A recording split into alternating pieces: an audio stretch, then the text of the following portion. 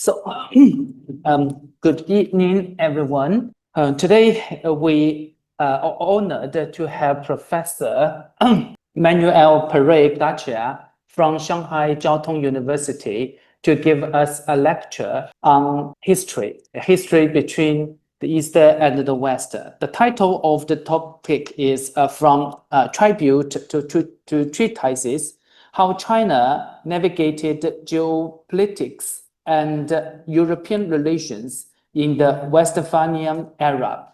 Now I give the floor to Professor Pérez-Gachia to give us this topic.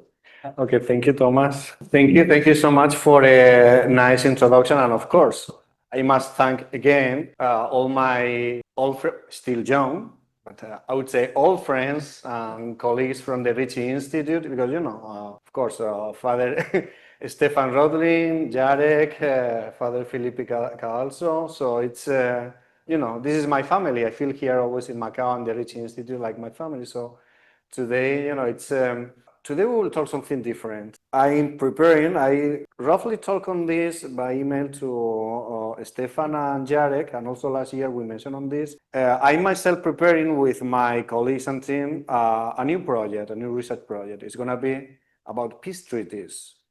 So this is going to be something hopefully big. We are doing something new European Research Council project for the European Commission. And the idea it came up on how peace treaties and peace negotiation were designing and putting, how can you make comparisons on this negotiation according to the East Asian context, the China context, and also in Europe.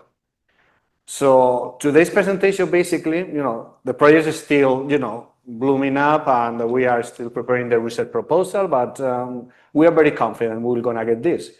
Because what we have today in the present world, with the geopolitical turmoil we have now, all things upside down, the Ukrainian war, the issues happening in the East Asia, Taiwan, China, the trade war, or the US, what's going on with Europe. So all these upside down and big turmoils, we need to look back in time.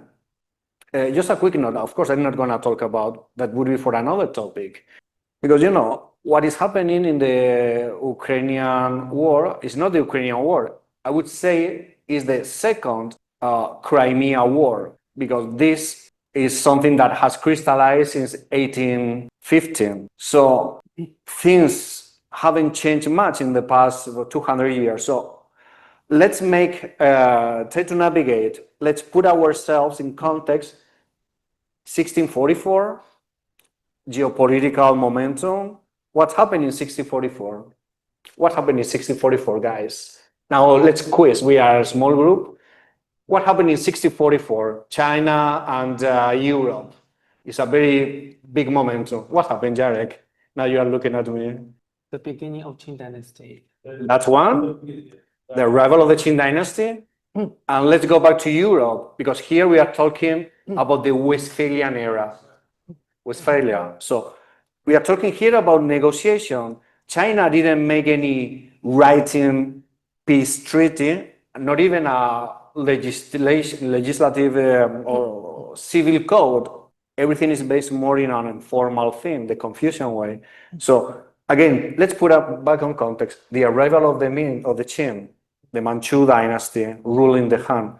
Europe, 1644, we have during more than 100 years, the religious war that were also meant about trade, about the expansion and the conquest of the new market. So all of this was in a big turmoil. So how can we navigate geopolitics and comparing what happened in one scenario, Europe, continental Europe, and East Asia with the arrival of the Qing?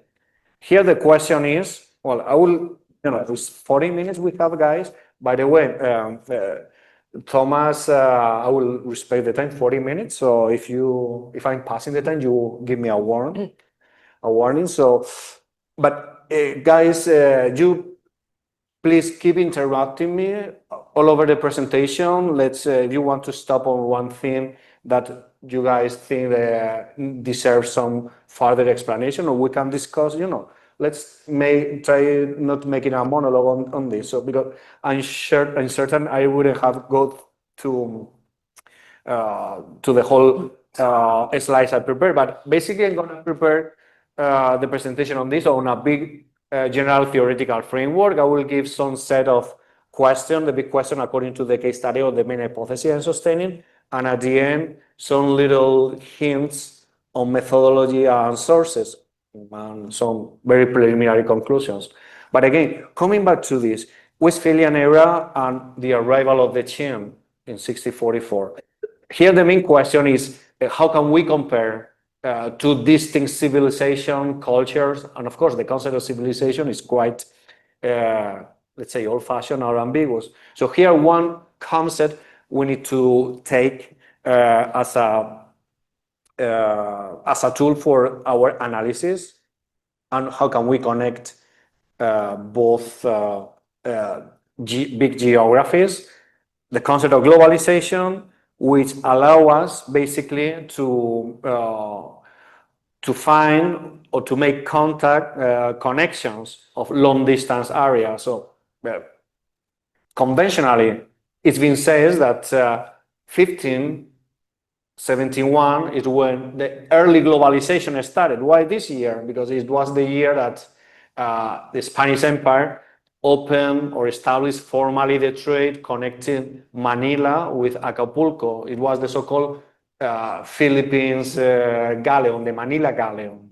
Globalization, actually, there is another debate that started 1820 after the first industrial revolution, but globalization is just simply a concept, a geographical one, which serves us as an operational tool precisely to make comparisons of long distance regions. So because globalization started basically since land became connected, basically according to the definition by Flynn and Arturo Giraldes, is precisely, is when the 1/3 of the Earth's surface gain mutual connections after 10,000 years of mutual isolation, at the end of the last ice age. So basically, we can talk about globalization with the Alexander the Great campaigns, obviously the expansion of the Roman Empire, Marco Polo. So it's globalization, basically. It began a long time ago, but scholars like to use years to define the origins of these big landmarks, if you wish. But again, let's come back to our main issue. How can we operationally go through comparisons between the Westphalian era, which defined the peace in Europe after the even more than 1 century of war, and the arrival of the Qing. So here we need to redefine or revisit it, the so-called Needham question, the Needham puzzle, which is the question why modern China, why did modern science emerge in the West despite China's centuries of economic leadership, basically during the Song Dynasty, with the discoveries of, at the end of Tang, early Song Dynasty, of the gunpowder, compass, and all nautical instruments for navigation. So here, how can make comparison of two distinct civilizations, making our model, defining the characteristics or assessing the comparability. Empirically, how can we do this? By testing a new model within the sample of a very heterogeneous data that we may find in the historical sources. Here we have a very rich historical archives of the Macau historical archives. So many incredible sources underexplored about trade, the arrival of the Qing, and how global trade operated between East Asia, Americas, and Europe. So how all this big puzzle of data, how can we make sense of it within a provisional model to organize our empirical evidence. So here, well, case study. Again, talking about, I don't like much talking about civilization because it's a quite old-fashioned, but let's use it as an operational concept.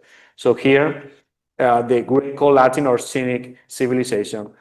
But talking about the complexity of empires, the arrival of the Qing, 1644, and the peak of the Spanish Empire, Philip II, when established the Manila-Acapulco galleon through the Philippines.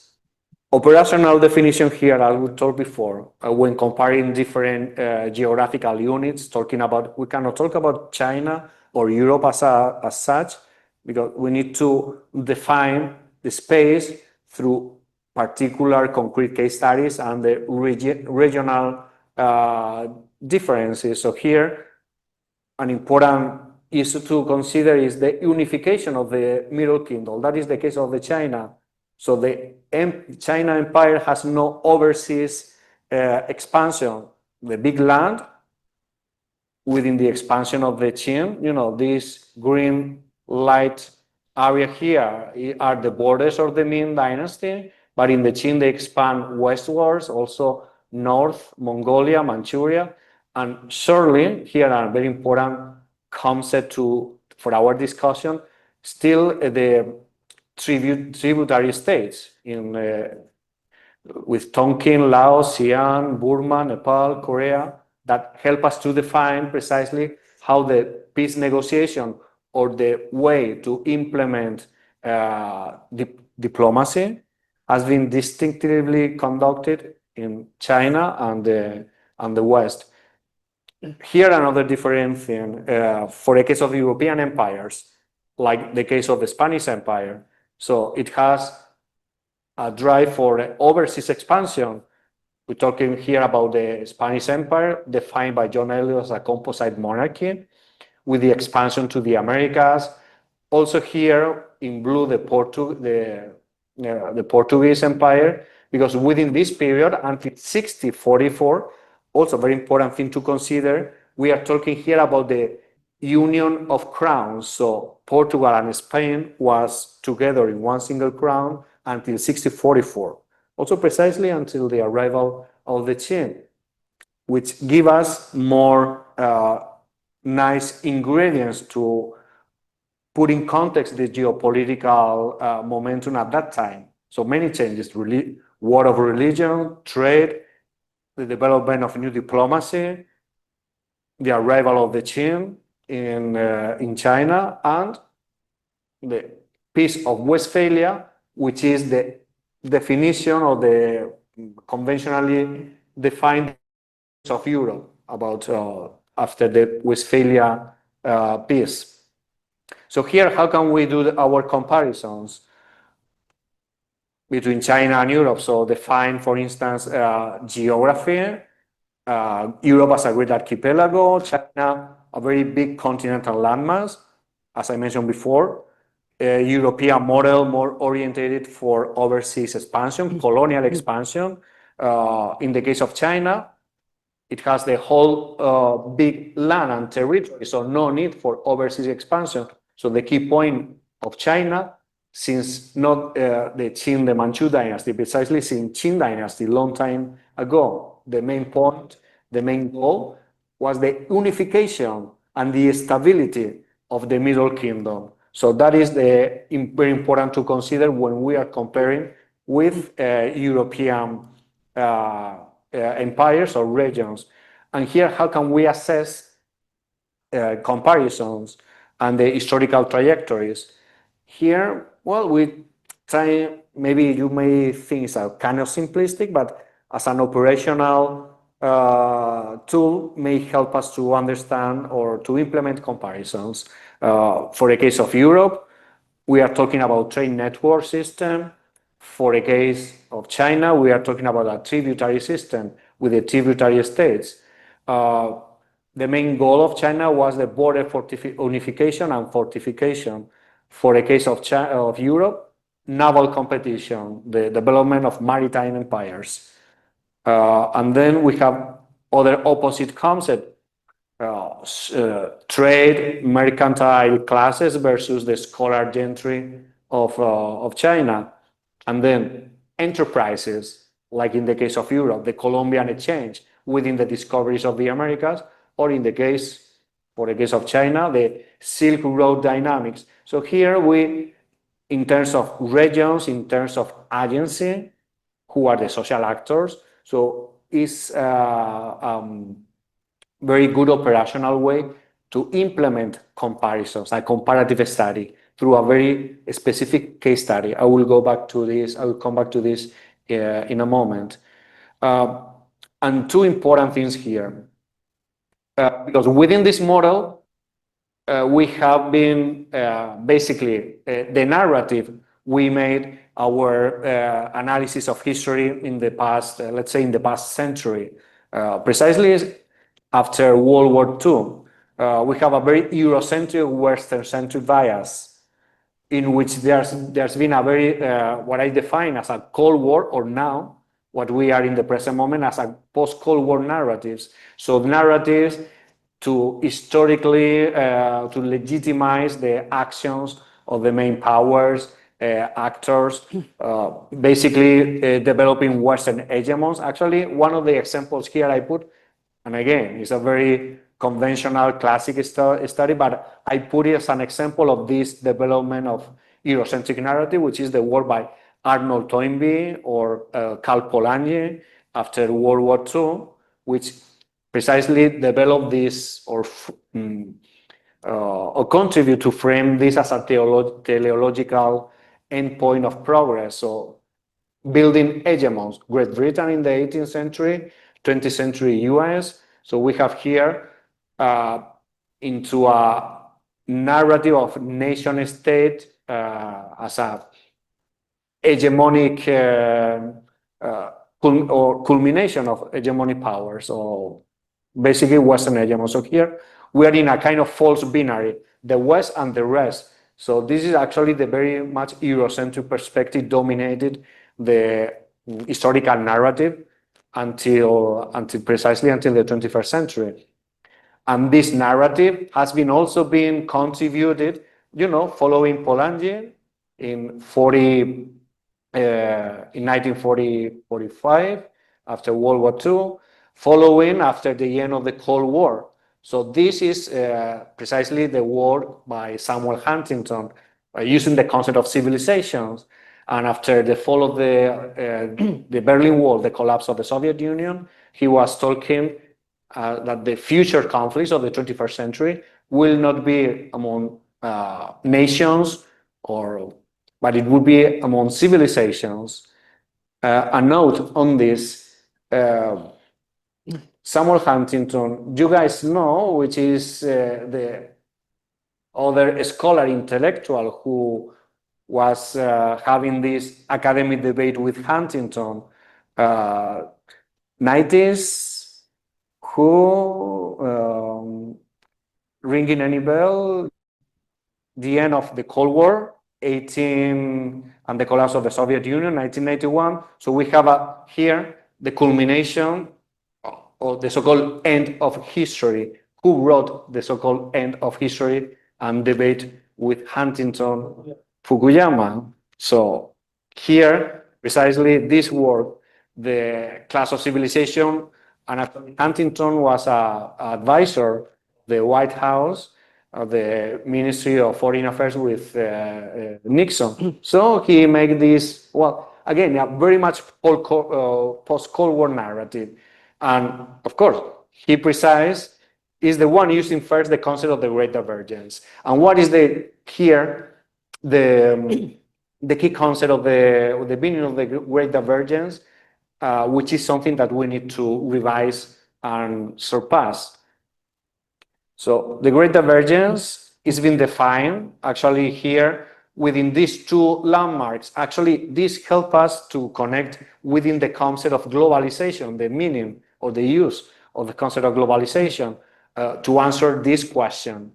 That is a follow-up question of Joseph Needham's puzzle of why China did not, what in modern science did not develop in China, after centuries of leadership following up the Song dynasty, but why it took place 6 centuries later in Europe within the Enlightenment, the first industrial revolution. So here, the question is of the great divergence, the debate is, number one, after the discoveries of the Americas, so Pomeranz defined this as the luck theory. So Europe, or Spain, Britain was to discover the Americas because Columbus didn't, his main purpose was not to reach the Americas, was to reach the Molucca Islands. He was in the search for the Spice Island, but found the Americas, a very new world land with energy sources and primary raw materials that help Europe, boost Europe for the industrialization in the long term. Basically, actually, this is in the at the end of the 18th century, this big gap between the Eastern and Western economies, the so-called first great divergence. And other scholars mentioned that the first globalization was just right here, 1820, within the price convergence. This is basically done by the school of the so-called Madison, because this is being used basically by the Angus Madison data on population and GDP per capita with a fictional currency, so-called international dollar by G.D. Carmis, and this doesn't work properly. So here, what I mentioned here to revise the great divergence, because these data are flawed and must be revised. So the question is here, of course, the California school and the great divergence have changed, shift the focus, whether we are talking here about Eurocentric views, then after the California school great divergence, the shift passed to the Sinocentric approach, in which, again, the main thing was to combat and rewrite the economic history of China. So we position ourselves, making this long-term narrative of how to build or develop comparisons, proper comparisons between the East and Western world for our purpose that I mentioned before, but how to deal with peace treaties. But here, talking about the great divergence and the culmination of this intellectual debate among historians and social scientists, actually Patrick O'Brien mentioned, and I sustain or support that thesis, that after 20 years, since Pomeranz wrote The Great Divergence, he wrote The Great Divergence in 2000. So after 20 years of overwhelming debate, using and focusing much on this data, GDP per capita, using fictional data, making backward projection, because also GDP, that is for another discussion, is a modern indicator, an indicator precisely developed by Simon Kuznets, Nobel Prize during and after World War II, and precisely he developed the GDP for the recovery of Europe after World War II. So it's an indicator much focused on national recovery. But now it changed. Actually, the debate of the Great Divergence would say, using this overwhelming quantitative analysis, because here the focus is about quantitative analysis, and we need, precisely for this comparison I'm trying to make, we need to take this assessment by Patrick O'Brien. The Great Divergence is now virtually over. We have focused much on quantitative data, much about GDP, talking GDP, that is like kind of repetition that doesn't work. So how can we properly analyze these big divergences between the East Asian culture with the West? And when talking about the main driver, the main why this economic leadership that Niran was talking about since Song dynasty, what this didn't happen in China, the Industrial Revolution or Enlightenment, but happened in Europe 7 centuries later. So this is the question. And why is so much talking about quantification, quantitative analysis? Because the dimension or the clue or redefinition of that question probably, or I'm sure that data quantitative analysis, which I like, but it's not the ultimate truth. We need to change our focus through a more cultural aspect or definition on this, on what to use. So to change precisely to break down this bipolar or false binary I was mentioned before, the West and the rest, Sinocentric views, Eurocentric views. How can we can break down this? So we need again to reassess how these Sinocentric narratives has been developed. And again, we need to make a projection to the present moment, because the way we think, define, we think history is a construction, by using what you mentioned before, Jarek, is a Foucaultian exercise of projecting our present categories to the past, right? So for the case of the Sinocentric, which is, again, we can apply to the West, what's happening in Latin America, all this national populism, what happened in Europe in the past 20 years, of course, within the outbreak of I would say, the Ukrainian, but it's the second, for me, it's the second Crimean War after 2014. So it's a neo-nationalism here. So we are stressing for the case of the Sinocentric or China case, we are stressing here national narratives, the rewrite of China history. And here is the revision I would like to make on this, going beyond the quantitative analysis.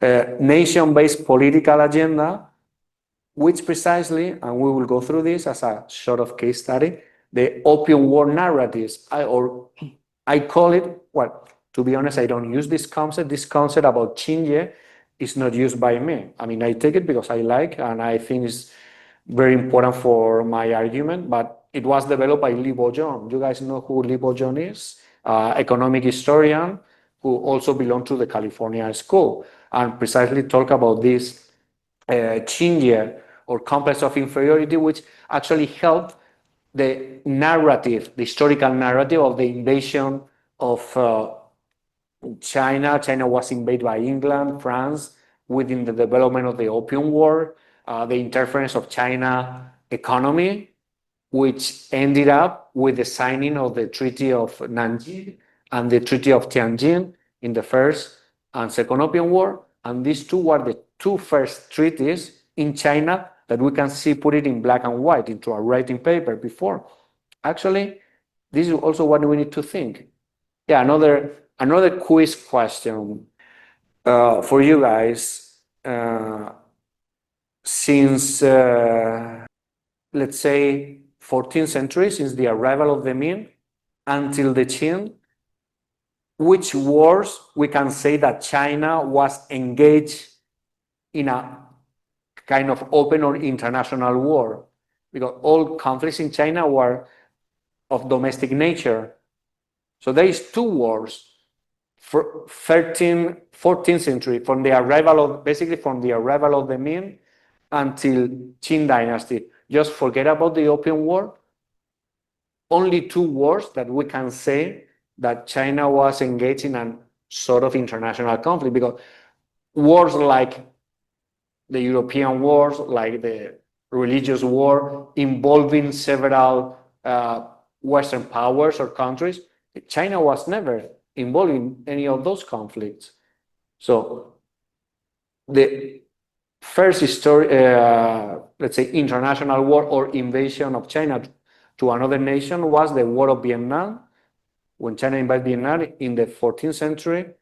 And later, it was at the end of 16th century, at the end of Ming Dynasty, the Indian War, when Japan invaded Korea and also China was defending their borders just at the end, or basically at the collapse of the Ming Dynasty.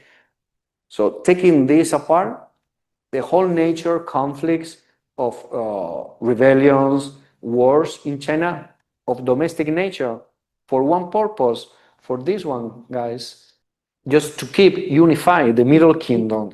That is the thing. The case of Europe was in another project, in another enterprise of developed empires, conquest and access of external resources. That is the colonial enterprise. Yes, we can see that the tributary sort of colonial, well, that is here, there is more black, it's not black and white, there are more nuances. But, well, it's not a colonial enterprise. It was, we can say, as part of the Sinocentric world, in which China was pointed out as hegemonic power in East Asia. But something different that when we are talking here, because that is the nature of European conflict, that is the nature of today's conflict. What is the difference of engaging Spain, France, in the conflicts for the conquest of the Americas? The access of natural resources, energy sources, the carbon, coal, which is, and cotton. Coal and cotton are these two primary sources for the first industrial revolution. Now we are in the fourth industrial revolution, which is the artificial intelligence revolution. We need technologies like in the 16th century for the development of the new European technologies and machinery. And now, what is the main thing? The access of the rare earth and all these minerals for the artificial intelligence. So now we are engaging, like 500 years ago, in a war for external resources that European powers don't have. So, of course, it's one of the main territories that has these resources is in Crimea, in Ukraine. So we have getting this in this war. Also, the project, the US project for Greenland.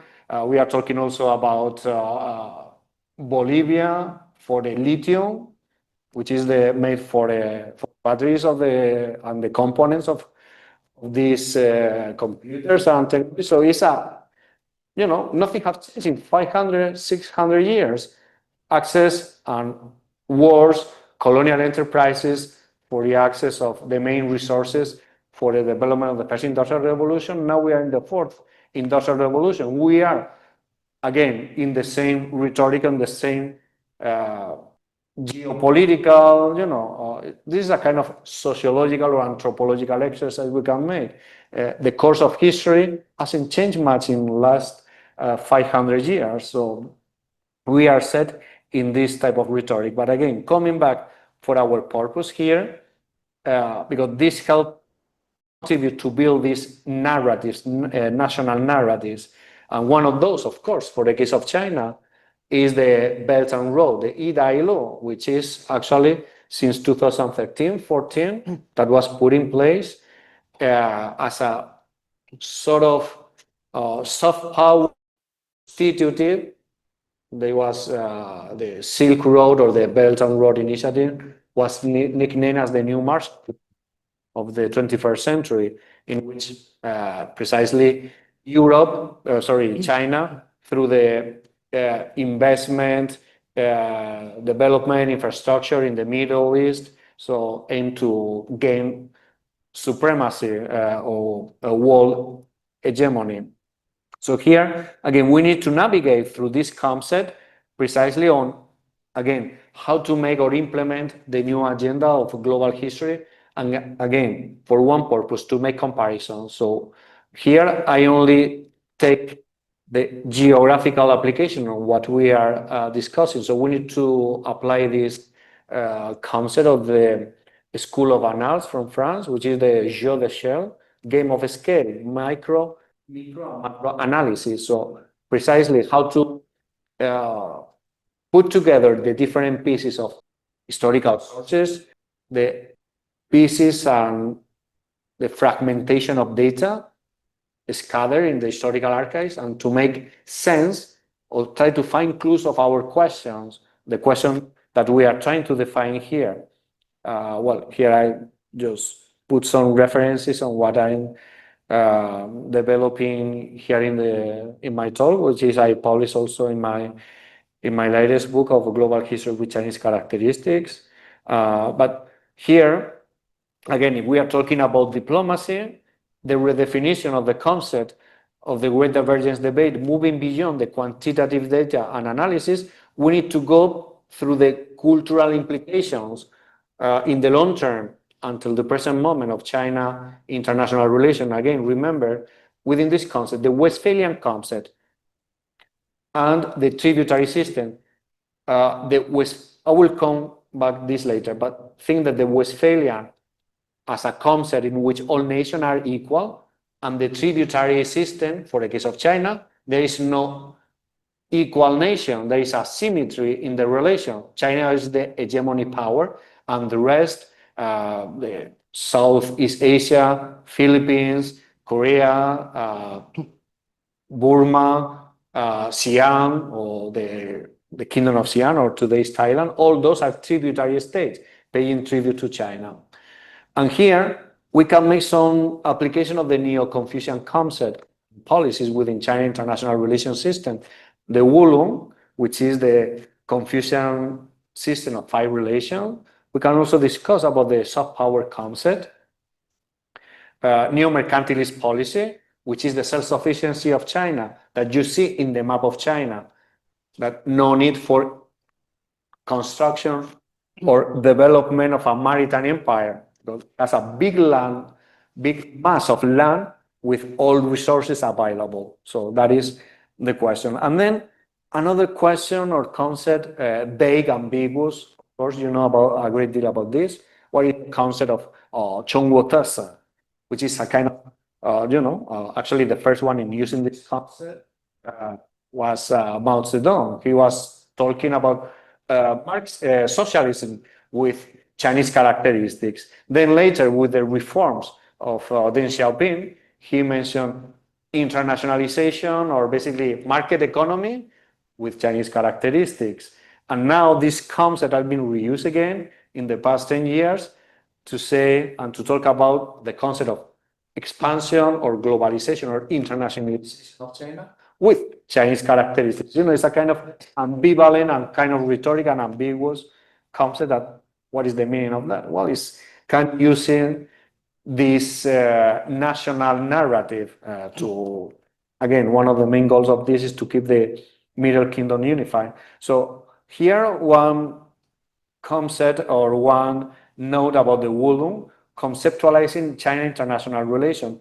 Because what I mentioned is because this will help us to revise precisely this dichotomy, the Westphalian system and the tributary system. What is the logic, the rationale behind this, the system of relation, and then the system of diplomacy. And I will recall later the McCartney mission, which is paramount to understand this. The McCartney mission in China, when King George III sent Lord McCartney to engage China, Great Britain, with China in trade in a model of equal relations, breaking down or bringing back to China the Westphalian mode. But thinking or revising the concept of Wulong, it would be very important here. So what is here the Confucian as a moral system of values based on the Wulong? So in this hierarchy, you guys know a big deal about this, of the distinctive relation, the 5: ruler, subject, father, son, older brother, young brother, husband, wife, can be also teacher and student, and senior friend and junior friend. So inferior, from superior positions to inferior position. And here is accepting the role of each one in society. And of course, this is quite, what can I tell you about this? You know this about this much more than me, but this is contradictory with the model or the European model or the Christian or Catholic model in which the universality of human beings, that we are all equal. But this system, and we can apply this system, again, the confrontation in the Catholic or Protestant system, monarchies, power of the 18th century. So it's an antagonist model here, in which the ruler, there is a huge hierarchy, but the system works based precisely on the so-called concept of harmony, or the personal relations, and the superior or the good ruler here, using the concept of Mencius, the virtuous ruler, that we can also compare with Machiavelli, the good prince, the good ruler for governing for the well-being of society. So here is how can put this antagonist model. Okay, I'm going to skip this too.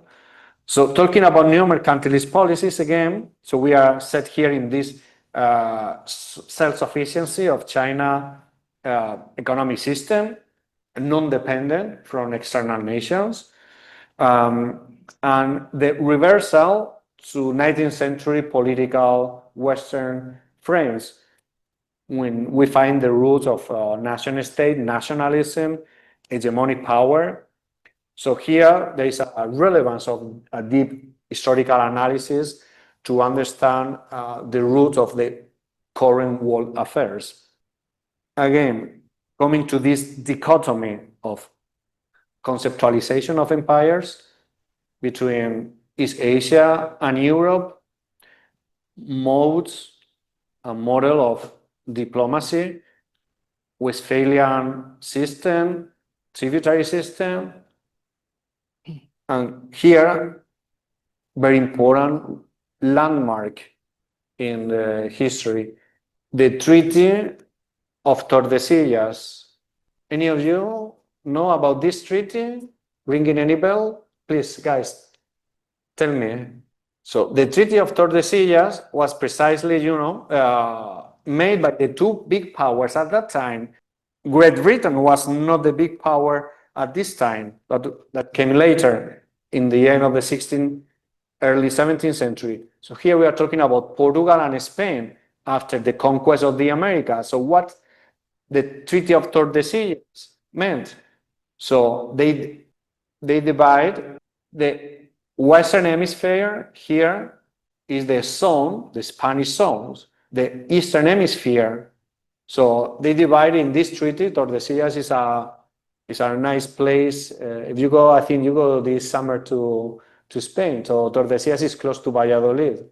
So it's a nice place for you guys to visit. So they signed this treaty, the first modern treaty, splitting the world in two, and I call it that we can redefine as an early modern Cold War between Spain and Portugal, because they were the two main powers splitting the world. And after that, we have here precisely these conflicts of zones.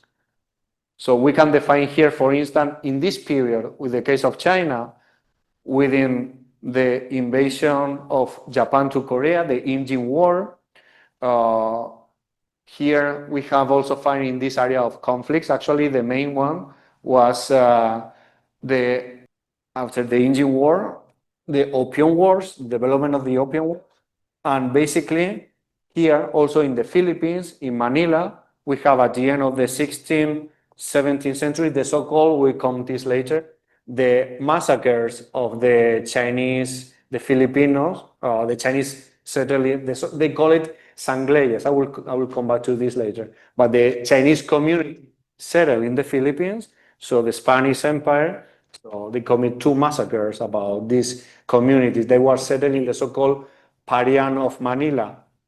The Parian is the headquarters, the quartier where the neighborhood, these South China communities that were settled in the Philippines. So, and actually, this was also a watershed moment in the transition between the Ming and the Qing, because that happened at this time. So, and here, the main connectivity that help us to, here we can locate many case studies we can develop precisely to do proper comparisons. Again, because talking about civilization, talking about China, talking about Europe is a kind of very ambiguous concept. You know, it's a generalization, but here, this type of framework help us precisely to define specific case studies, geographical, going through this macro game of scale or jeu de shell approach, in which using a specific case study, we can focus precisely on the Canton communities, we can focus on the Manila communities of traders dealing with China, with Americas, and also with Europe, and everything is about trade. So the maritime connectivity is the main channel that helps us to establish our connections. And here is the early modern trade war. So what is happening now with the trade war? I mean, of course, you know, nothing is new here. History, you know, I don't like to go to the cliches that history repeats itself, but you know, it's like you know, I use this concept also for my class to tell my students. You know, imagine, guys, we are talking here about the early modern period, or basically about the modernization that happened. You know, when was the first industrial revolution? At the end of the 18th century. So at the end of the 18th century until the present moment, only 200 years, or more than 200 years. And in our mental construction or imaginary, when we are talking, for instance, about the Roman Empire, how many centuries lasted? 5, 6, or the invasion of the Muslim of the Islam in the Iberian Peninsula in Europe or in Spain. It lasted 8 centuries, or the medieval period from the fall of the Roman Empire, 5th century, until the discovery of the Americas of 10 centuries. So 200 years or even less is just a very tiny spot in the course of time. So the mindset here, yes, here is the Foucaultian exercise. We need to make, to deconstruct how technology, of course, now we have these nice computers. Now we have airplanes, so no need to engage in maritime wars like 200 years ago. But how, at what extent the mindset has changed? You know, this is a kind of very anthropological or sociological exercise. How much have we changed? Or let's say, how, using the concept of civilization, how civilized are we now after so many centuries of war, predation, colonial enterprises, conquest? Or yes, yeah.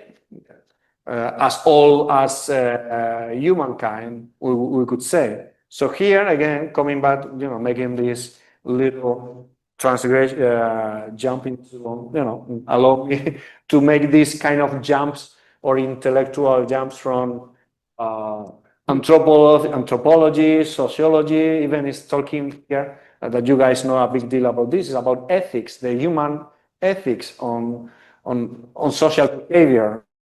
It's our motto, because at the end, peace negotiations, diplomatic relations, all of these are being developed by people. No, we are talking about abstract nation. No, so here is precisely about what is our main driver. Is the good for the good and the of people, society, or for the accumulation of God? The end, power is what is driving all these conflicts since civilization was appears in Egypt or in Sumeria with the pharaohs. So here again, we need to make this construction about the connectivities, the maritime enterprises, the finding markets, which is at the end the paramount thing, and the Americas. So all these trade routes, actually, this connectivity is what boosted the so-called globalization or early globalization. And here is precisely about the access of market and the accumulation of one basic main commodity, the global currency at this time, which was silver. And for the case of China market, precisely through silk, all of this silver was precisely in Macau and Canton here, where the main magnet for the capital, actually 2/3 of the silver production didn't go to Europe, all accumulated here in China. And this is one of the main drivers of the main causes that we may assess for the Opium Wars, because this 2/3 of silver was not in hands of European traders, not even in hands of the Manchu ruling elite.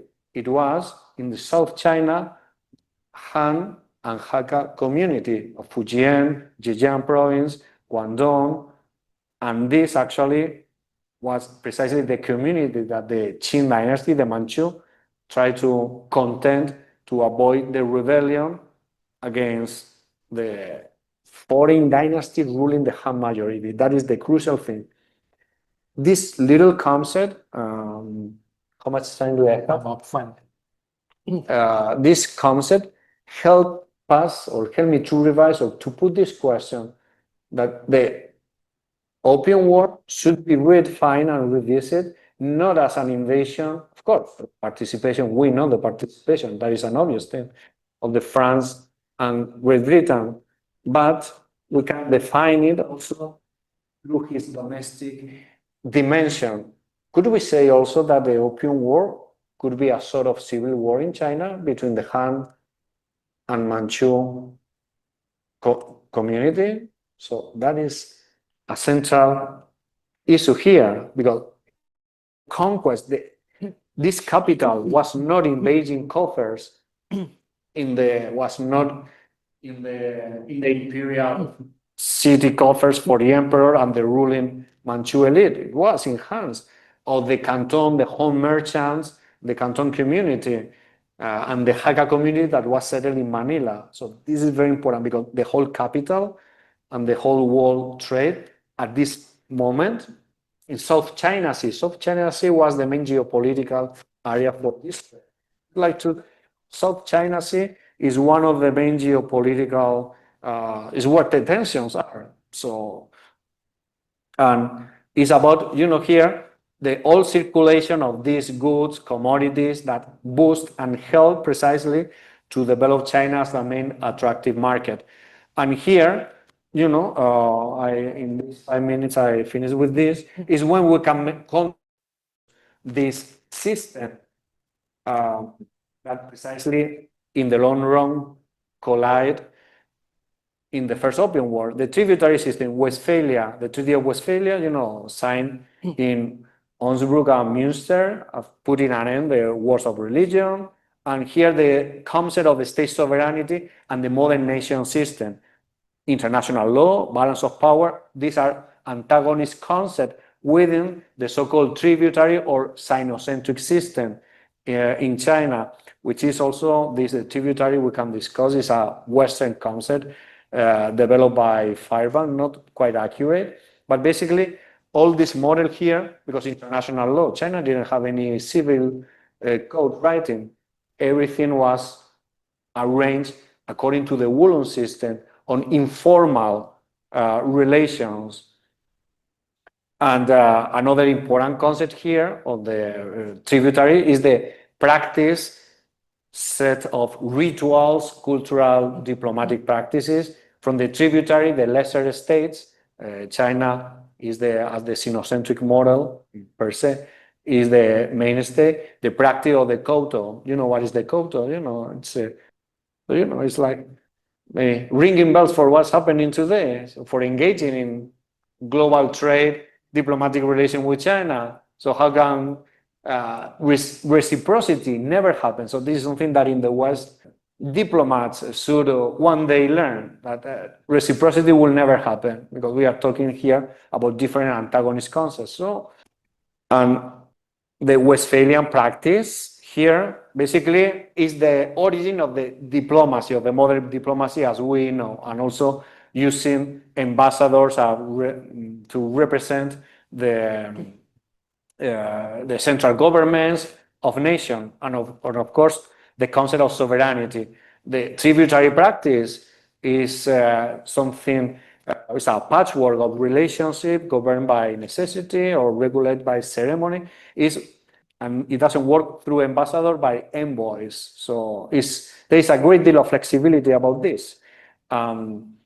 It's a very long-lasting concept, also because it has been not accurately translated by Fairbanks. So gong is tribute, but in classic Chinese, it has some, you know, these are better than me. It has some cultural implication. Doesn't necessarily mean pay tribute. Also is a kind of gift, right?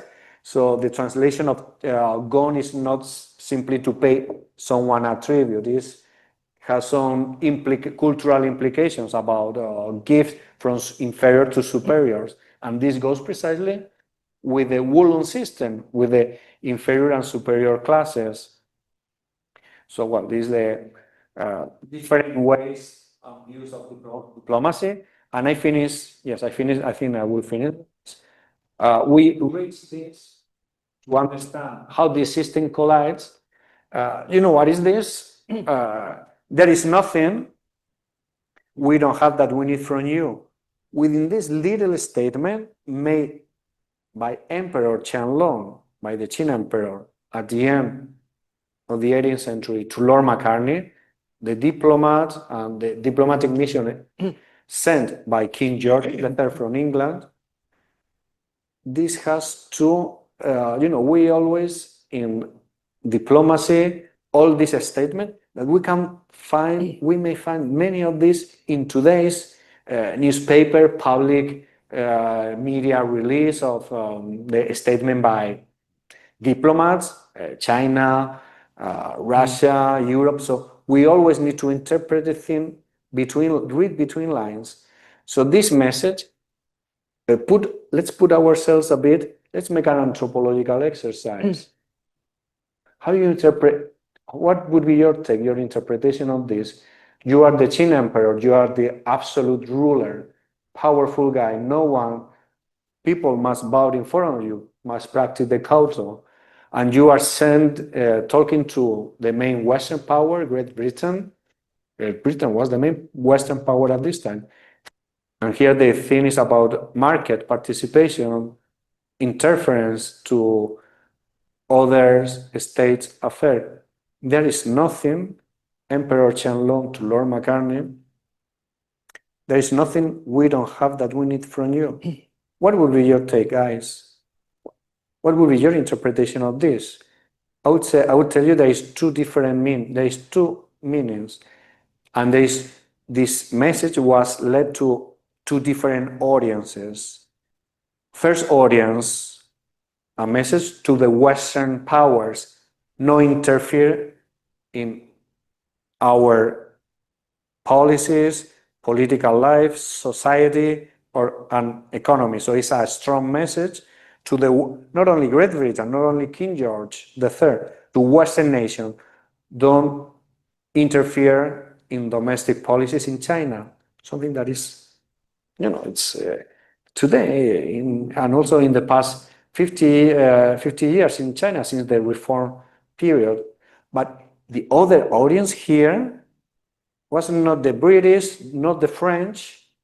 This message by the Qin Manchu foreign ruler of China, this message was basically for the Han community to keep the Middle Kingdom, the Celestial Empire, the long life of Tianxia, which is the emperor ruling by the mandate of heaven, the unification of the kingdom. So that's why this message was for the Han. And I finish with this. Diplomacy. You know, this cartoon, this is nothing that I made by myself, but you know, this helps us to understand a bit, because the main discussion here between Macartney, the British mission, with the Manchu, the Qin, was either Westphalian model or the tributary system. So Britain was pulling China into the Westphalian model, equal nation. So that was the main thing when the Treaty of Westphalia was signing. All nations in Europe must be equal. Because remember at that time, also in the first half of the 17th century, the main diplomat, the architect, much earlier than 19th century, it was not Otto von Bismarck, the main architect of modern international relations in Europe. The main architect, 17th century, was Cardinal Richelieu. France, the Catholic League, led by France. So actually, that ended precisely that system in which all nations must be equal. And definitely how to pull China to be an equal nation to the West. An antagonist model, the Sinocentric world and the Western Eurocentric world of all nations equal. So here, actually, this cartoon is made by the British, by the media, the newspapers of England at the end of the 19th century. And actually, this drawing was made, this cartoon was made even before the trip happened. The McCartney trip happened at the end of the 1793.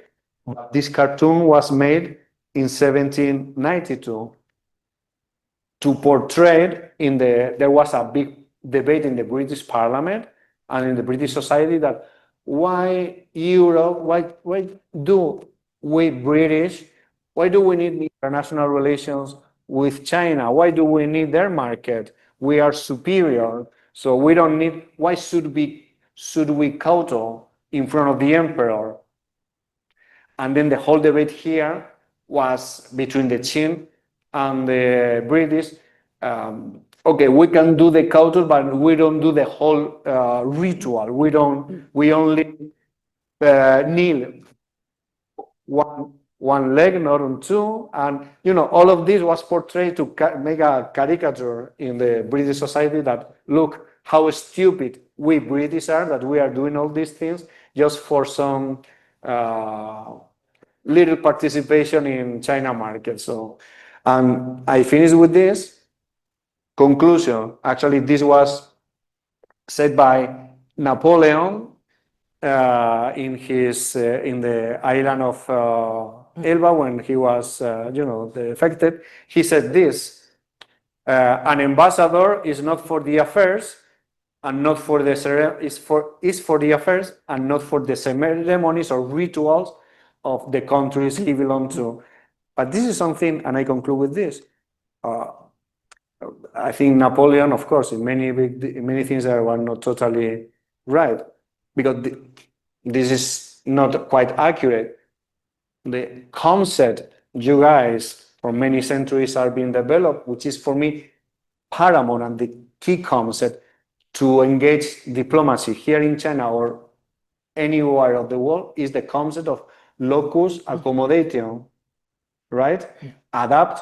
That is please correct me if I'm wrong, that is the Jesuit spirit, to adapt to the culture, adapt to the system, of course, not changing our identity, but adapt to engage better with the local community, and is the way in which people can embrace the faith. Actually, that is, right? That was the main thing by San Ignatius of Loyola. If I'm not, you can correct me on this. So, yeah.